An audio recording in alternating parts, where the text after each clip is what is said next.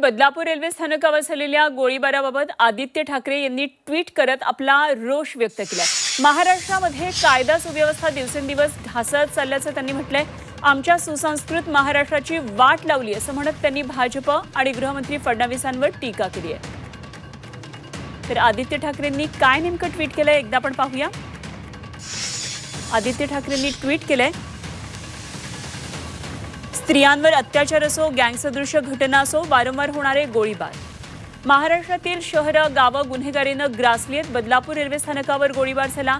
राज्याचे गृहमंत्री मात्र पक्ष फोडणं, कुटुंब तोडणं, खोटा इतिहास शिकवणं, प्रचार करणं यामध्ये व्यस्त आहेत। आमच्या सुसंस्कृत महाराष्ट्राची वाट लावली या मिंधे भाजपनं, अशा प्रकारे आदित्य ठाकरे यांनी टीका केली।